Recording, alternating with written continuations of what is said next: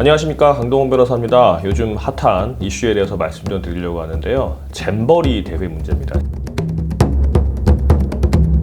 뉴스원에서 나온 뉴스를 보니까 미국 학생의 학부모인데 잼버리를 보낸 학부모가 참가 비용이 900만 원 가까이가 들었는데 이렇게 파행이 되니까 4년 동안 기다려야 되는 건데 다음에는 나이가 되지도 않아서 참가하지 못하니까 손해가 막심하다. 손해배상 소송이 시작되면 동참하겠다라고 한 인터뷰 기사가 나왔습니다.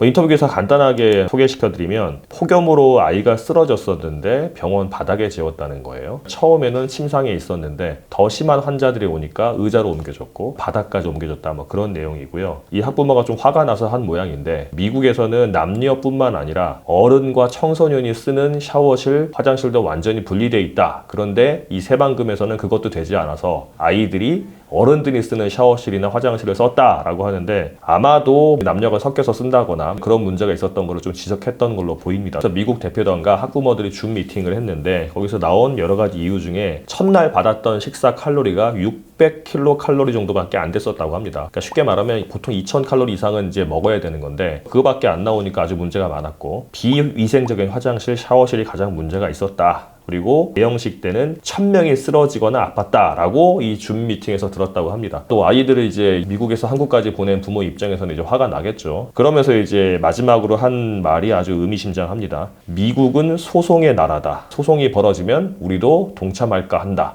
다른 학부모들도 비슷한 생각을 가지고 있다라고 말했다고 합니다. 자, 미국은 소송의 나라 맞죠? 우리 상식에서 보면 이게 과연 소송거리가 될까 싶은 것조차도 소송으로 끌고 가고, 변호사들이 착수보수도 받지 않습니다. 이제 사람을 많이 모아서 손해배상을 받으면 거기서 이제 성과보수를 이제 아주 많이 받죠. 그게 나쁘다, 뭐 좋다 이렇게 판단하자는 게 아니라, 이 학부모의 말대로 아마 소송의 나라고, 만약에 그쪽 변호사들 중에, 로펌들 중에 손해배상 청구 소송을 하자고 하는 변호사가 있다고 한다면 아마 소송의 대상이 될 수 있을 것 같습니다. 그러면 소송의 상대방은 누구냐 찾아보니까 정확히 잘 나오진 않는데, 이 2023년 새만금 잼버리 대회를 연 주체, 개최한 주체가 손해배상 청구의 상대방이 되겠죠. 뭐 세계 스카우트 연맹이 될 수 있을 것도 같고요. 2023 새만금 세계 잼버리 대회의 조직위원회가 이제 상대방이 될 것 같고, 그 스카우트 연맹과 이 조직위원회가 동시에 공동 피고가 될 수도 있을 것도 같아요. 그래서 손해배상 청구를 한다고 한다면 1인당 거의 돈 1000만 원 가까운 비용을 들인 학생들이 지금 36,000명이 참여했다고 하는데, 만약에 10,000명만 소송을 한다고 한다면 어마어마한 소송이 되겠죠. 이것도 국가 망신 아닙니까? 다행인 거는 파행적인 문제가 발생하고 폭염과 태풍까지 겹치다 보니까 중앙정부에서 적극적으로 나서가지고 아이들 다 수도권으로 옮기고, 회사 연수원이라든가 아니면